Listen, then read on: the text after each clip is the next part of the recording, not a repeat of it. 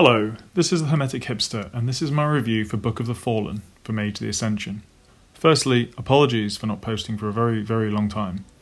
I started a new job and have found it hard to find time to set aside to write and edit these. Additionally, with quarantine hitting, I haven't done my usual long commute where I seem to do most of my writing and reading. However, when Book of the Fallen came out, I was pretty excited to review it, so I've set aside some time to get to grips with the system and backgrounds in the book. I'll be reviewing the book itself and giving my opinions on it, but also commenting on the semi-controversial conversations that were had in the Mage community around its release as I go. But I will just give a quick comment here as well. A lot of the conversations when the Mage book came out focused on two aspects. Firstly, about how dark the book was, even for a World of Darkness book, and secondly, about the presentation of the subculture, the alt-right. To the first point, it's really not that bad in my opinion. The Nephandi are awful and evil, so are Pentex, Sabat, and even the Camarilla, and plenty of the good guys in Mage are as well.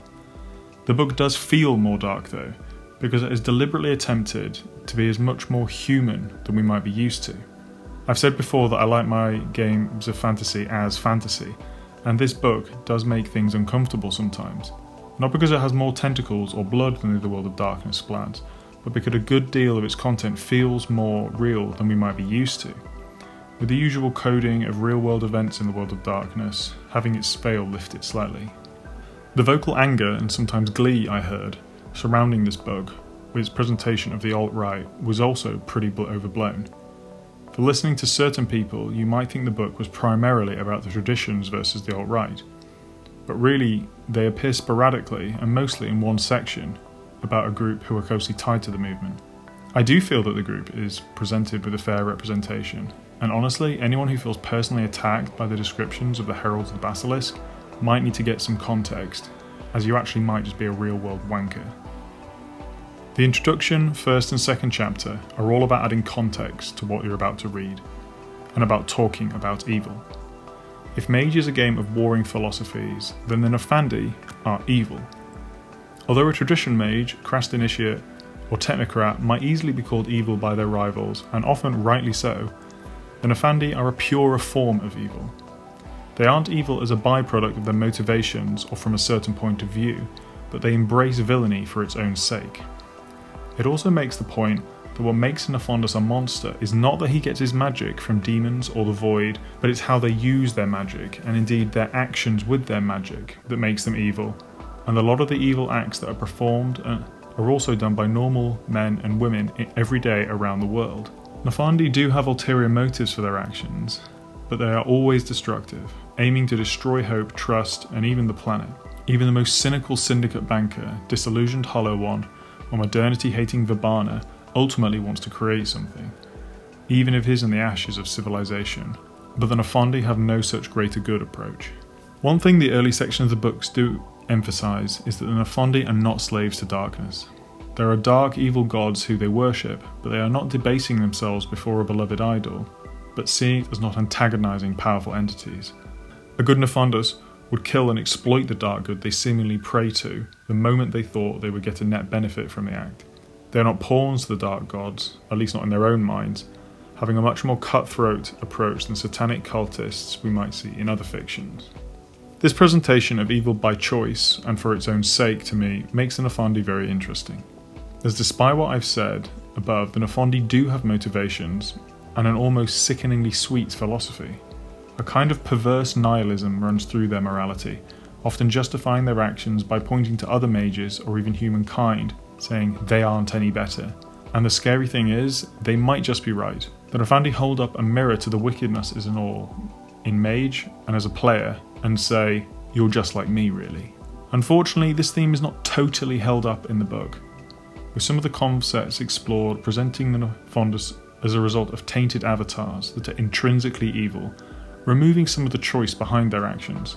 A lot of this, in my opinion, is a result of old books quantifying and giving exact explanations for what an avatar is, something that if you've listened to a few of my other videos you might know I personally dislike, much preferring vague mysteries of the true nature of Mage. The last section of chapter 3 shows this clearly, stating that Nephandi are irredeemable because their souls are mystically stained and corrupted by the call and the use of the Clepothic magic. even though it says it's proposing the question. For me, I just dislike this idea. If it has to be the nature of their acts that makes them so abhorrent, not the magic itself, and to have them a representation of us all, if we just reject compassion, then you can't just also have them as the designated bad guys because they use inherently bad magic. Bad guys are more interesting as complex beings, not inherently evil monsters, and the Nephandi are about as dark grey as you can get. What makes them interesting and so terrifying is they are still entirely human. After that we have Chapter 3, which is probably my favourite section of the book, with the description of the various Nephandic factions, if you can call them that. It first goes on to the big three, that apparently are draw-overs from some of the older books, the first of which are the Infernalists, who, alongside the Malefians and the Kalashar, are the classic Nephandic sects. It probably wouldn't be inaccurate to think of Infernalists as the Hermetics of the Nephandi. They hoard Qliphothic lore and rites and observe the traditions of demonology, observe structure in their rites and structure in their organisation, as being some of the few Nephandi who actually put stock in rank and experience. They also don't seem to dabble in technomagics, preferring the old and trusted methods. Although it doesn't state it, it implies that the Infernalists are one of the smaller sects, and that their power comes from the institutions they infest and run, and that their individual members are some of the most powerful of the Nephandi. Or at least they have comparatively more high-ranking mages in their blood-drenched ranks. Their foci are what you might expect: high ritual magic, demonology, pacts and contracts, as well as social control and domination. I really like the Infernalists. There's just something classy about them compared to the other sects. I really like the idea of a powerful cult leader lecturing a lesser demon on its manners. I think that for the same reason that I secretly rather like Ozymandias and Watchmen, Hannibal Lecter, or Grand Moff Tarkin, there is something very appealing about a villain who puts forward a kind of friendly stoicism while performing these evil acts. For me, they're about control, holding themselves to a standard you might not expect from the Eaters of the Weak. But to deal with the terrifying dark powers that the Infernalists get their power from, they know that the loss of control or discipline might mean death or worse. Second of the major sects are the Kalashar. The opposite of the Infernalists, the Kalashar, and I hope I'm pronouncing that right, are more akin to insane marauders than any high ritual magic performing Satanists. The core of their beliefs will be the world is full of mind-bending horror, and they're just enlightened to it. Very individualistic, their mages don't really have a stereotype outside of their dangerous insanity.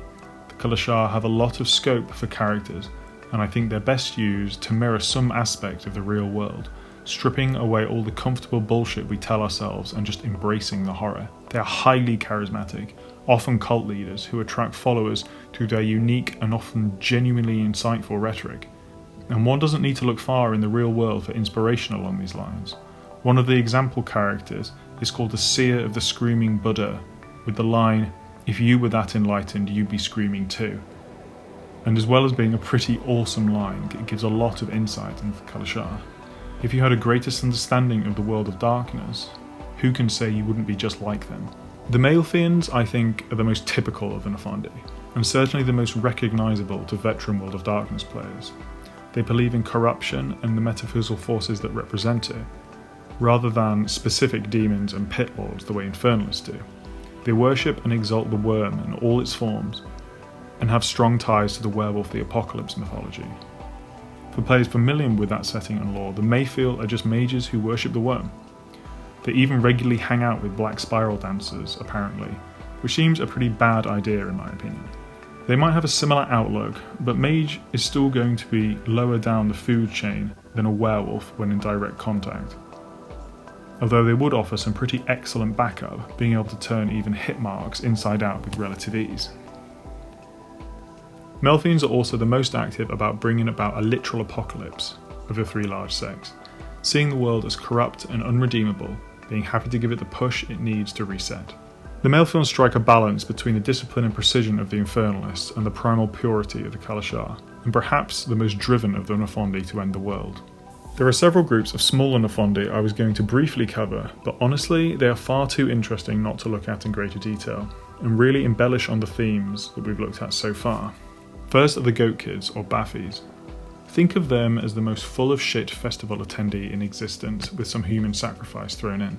They are mostly young mages, but growing fast. They present a super accepting and progressive front face, but one that will have you under their spell and show you a much darker side.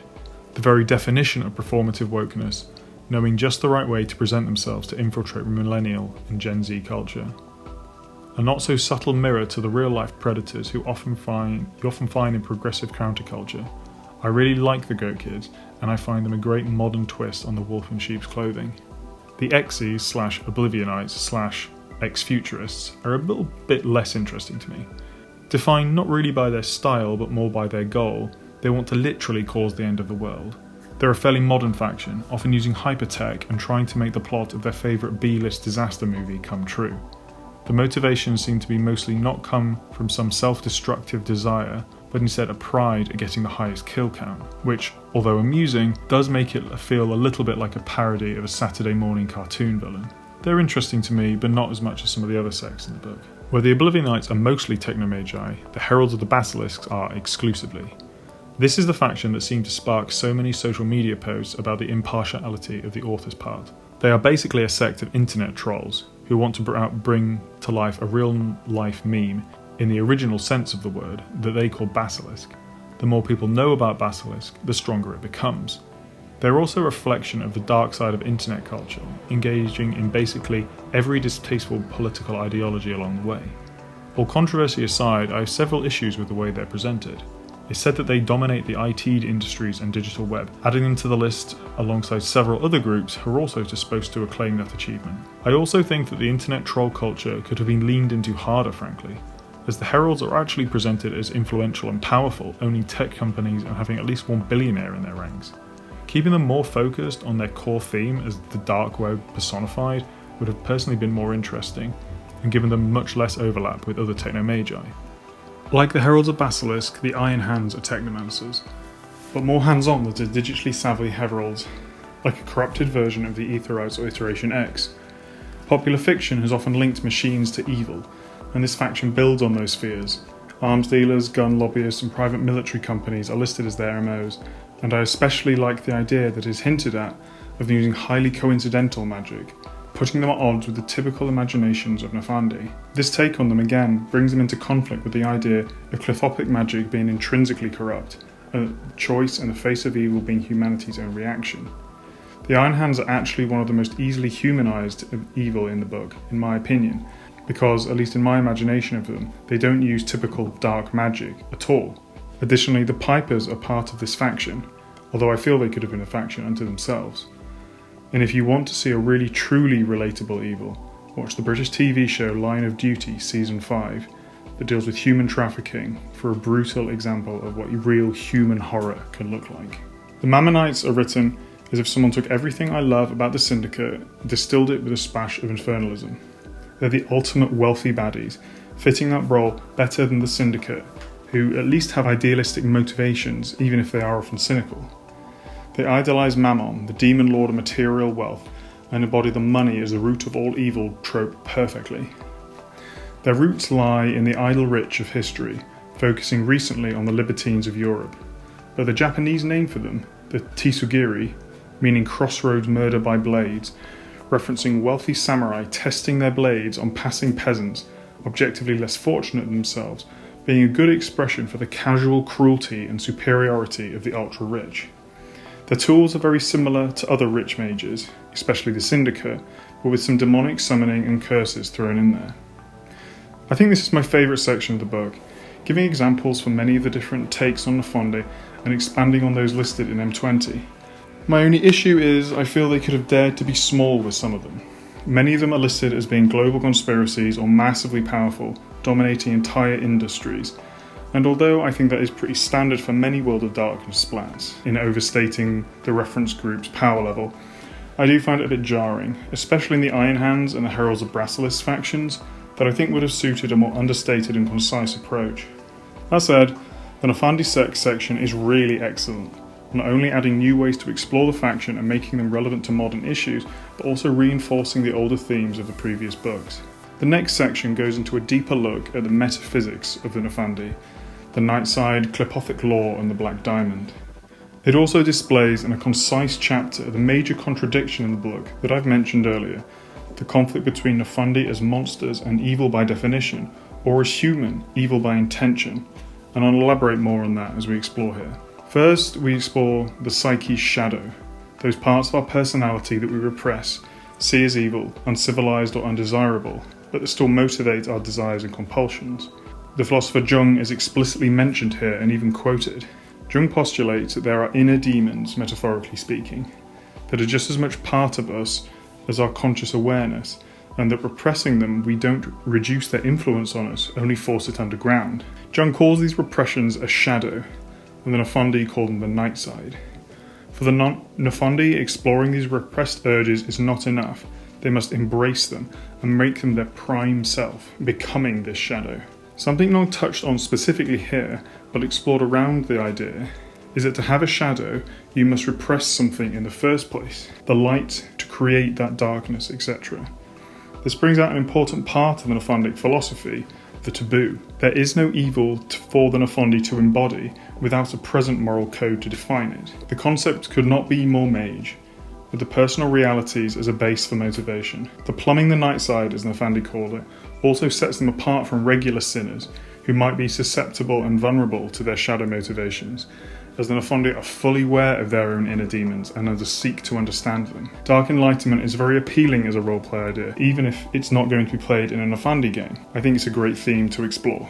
I actually really like the idea that as the Nephandi makes their shadow motivations their prime self, maybe they struggle with good compulsions, as they've inverted the concept, with human decency, herd instinct, sympathy and empathy becoming deep motivation the Nephondus must try and resist. Much of the rest of this chapter is about Qliphothic lore and realms, and is best read for yourselves. It would take a long time to cover in this video. But the overall themes are dark parodies of sphere magic, demonic realms that roughly align to them, realms Nephandi must explore to reach their dark enlightenment.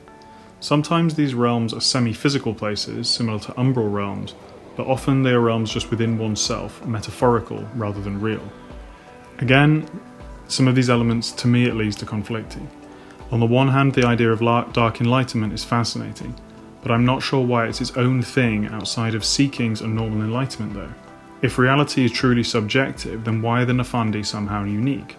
These metaphysical constraints are again an issue, feeling too much like an over-explanation, instead of allowing Nephandi to be, as the mages, unique and with unique roads to enlightenment. The part about plumbing the Nightside makes it abundantly clear that Nephandi are just as much on a personal journey as other awakened, but things like calls and the Qliphothic realms seem more like they should be part of paradigms rather than a matter-of-fact lore. Chapter 5 is where we get into some of the crunch, merits, flaws and practices. The merits are first up, and starts with the saying that these rules can only be taken by the Nephandi. These are the only kind of merits for a large group in M20 that I'm aware of, and really add some flavour to the Eaters of the Week, and something I would like to see extended to other groups of awakened mages. Most of the merits would come under the supernatural kind, and give a variety of extremely powerful bonuses. I usually prefer characterful flaws and merits, and these are not overly characterful, usually giving some kind of dark blessing, such as reducing difficulty on manipulation when preying on a person's shadow, as discussed earlier, concealing your tainted aura, or a get out of jail free card of an instant teleportation to the Qliphothic realms whenever you need it. The flaws are a bit more interesting, with one real standout, the Widaslante flaw, meaning that your avatar is marked with dark energies, and you're always close to falling to the call. The bonuses I think are okay for powerful fallen NPCs, making them pretty threatening, but the most interesting is this Widaslante flaw. Although I've said I generally dislike the whole metaphysical hard and fast rules, I do feel that the idea of an avatar coming with some baggage is very interesting, and I'm really glad that they didn't make it that you automatically fall, which is what it used to be in older editions. I'm all for hard choices, I just reject the idea of the soul being preordained as evil and think it's a bit boring. After that we have the demonic investments, basically a system where you can buy evil power in exchange for tasks for demons. These tasks can be minor things like theft, breaking a promise, to killing or torture. The powers you can get are very serious as well, including stat bonuses, shooting hellfire, regeneration, and literally turning things you touch into gold. EXP or freebie wise, they're extremely powerful abilities, with investment points seeming to be worth quite a bit more than freebies if you compare them to similar merits. But to get these kind of powers, you have to go down a very, very dark road, and the illusion of free powers is pretty perfect, as I think these powers will often not be worth the cost in the end. These powers can be a form of basis for a storyline in themselves, offering extreme power in exchange for selling just a little bit of your soul. After that we have the sections on dark foci, with paradigms, practices and instruments of the Nephandi. Many of these could actually be used very easily for regular mages, with even demon summoning being practiced by at least the hermetics, Vibana and choristers, and the more behavioural practices and paradigms could easily be used by darker mages, who skirt the edges of morality, such as technocrats, certain traditions and the crafts. The paradigms especially give you a really good insight into why a person might become a Nephandi, and the self-justification that goes along with it in their minds. The standouts are everyone is against me, so whatever I do is justified, and evil is necessary, so therefore I am evil, both having a warped but entirely understandable justification for acting like such an evil bastard. The practices are very helpful for seeing Nephandi in a different light than traditional demon worshippers, with feralism especially giving an interesting look at a different kind of antagonist. The rotes and magic objects are definitely worth looking at, many being more than just interesting tools but ideas for plot themselves. There's a good mix of rotes here, with typical takes on old manipulations like fake news that forces a target to believe an information source is true, alongside more traditional evil magics like summoning demons and torture spells. The wanders and lesser magic items are similar, with a mix of the take of the old and new ideas, such as the Catcher-Snatcher. Again, many of these entries contain plot ideas in addition to descriptions and mechanics, giving readers a good idea of how to use them in a game. These items also give you a look at how Nephandus may operate, with many of them having concealing or controlling effects, showing how insidious the group is at hiding their activities. The Snatcher Catcher mentioned above is particularly creepy, being a sound and escape-proof kidnapping vehicle. It gives me a chill imagining the poor victim screaming for help while the Nephandus driver nonchalantly chats with a police officer who pulled him over for a busted taillight. Chapter 6 is called Your Friends and Neighbours, and this section reads a bit like the sects sections earlier, but with more front-facing cults and Nephandic organisations, corporate companies to secret societies, and the real threat of many of these groups as evil parodies of real-world groups that you will recognise, and in some cases the alterations are not even that drastic. Professional internet trolls, fascist police cults, abuse circles, and publishers of edgy fiction, all ring very close to home, again grounding the Nephandi in real-world evil. Then there's a bestiary of sorts, with hellhounds, imps, stats for some of the creatures mentioned earlier in the book. It's interesting, but not as fun as the human groups mentioned before it in my opinion. There are also some NPC sheets for famous Nephandi as well, most prominently of whom is Garrick Brown, the richest man in the world. A clear parody of a famous tech billionaire, his entry is what you might expect, an evil man lauded for all his wealth, as if that somehow makes him admirable. His stats are not overly noteworthy outside of his backgrounds, that makes full use of mage extending some of them above 5, with 6 backgrounds being over 5 and 2 being at 10, being unsurprisingly resources.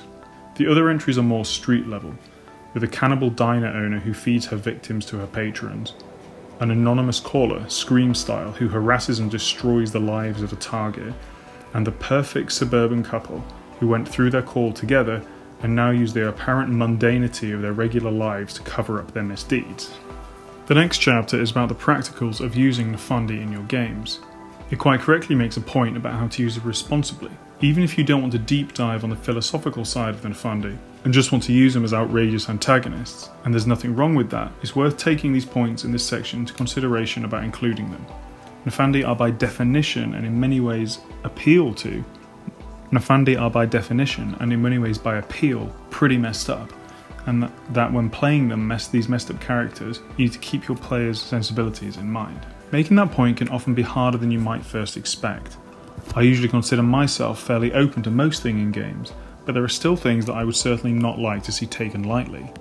Anyone who frequents the many World of Darkness social media groups might be familiar with the phrase, "It's World of Darkness," usually said to imply that there are no boundaries and that anyone who wants them in a game is being wussy or not playing the game right. Most people who aren't pushing boundaries for appearance's sake, or staking a claim as the most hardcore fan, usually find some kind of boundaries a good taste of common sense. Book of the Fallen is very aware of this, and the section of the book speaks about it at length. I do think that including an Nephandus is not necessarily the minefield it's made out to be though, although It is the human evils that make the Nephandi so scary. To me, that doesn't mean they have to be on screen at all times. As the book recommends, speak with your players about what they might expect and are happy with, and play within those limits. There's plenty of scope to get crazy with the Fallen without ruining people's role-playing experiences. I do disagree with the strong warning against playing Nephondis as player characters though. I think playing an Nephandi game would be an awesome experience. Obviously you'd have to comply with the above, but the varied factions, paradigms and plot opportunities are just as rich as playing any of the other groups in my opinion. Book of the Fallen's a really great book, and it's a shame that its release was so divisive, as for me it at least took away some of the initial attention away from the book's content, instead of focusing on what many commenters were assuming was actually in the book. The main issue is, I've touched a few times earlier, is the meta plot stuff around Nephandi magic. The Klepothic lore and the calls all just seem unimportant to me, as does the idea of tainted avatars. I personally don't believe in mage having intrinsically corrupt magic, and that a mage's evil is defined by their personal choices and actions. I think things like the Tree of Knowledge are really interesting for a Nephandi of a certain paradigm, but just as unimportant and laughable to those of another one, at least to my interpretation of the game. Calls are the same. Is a Nephandi intrinsically corrupt because they've been through this specific ritual? Metaphysically tainted by the magic they use and given a big brand marking them as evil? To me at least, this just doesn't seem very mage, and I prefer a game where intentions and actions and personal loyalties and decisions are what make a mage a bad guy. But that's the beauty of Mage and the World of Darkness. You can just take from these books whatever you want and ignore the rest. Book of the Fallen is a really amazing book, and the artwork and the fluff continues to push the bar for the M20 series, making me only look forward to the future releases. Thank you for listening to my newest video, and I hope the next one will be much sooner without as big a break. Quarantine has not left me with much free time or even free headspace, so no promises though. However, there is a new book out soon in the recently kickstarted Technocracy Reloaded, and I'm extremely excited about this, not in the least as I had a small, and I do mean small, part in its creation. Thank you for listening to my video. This has been the Hermetic Hipster, and stay safe.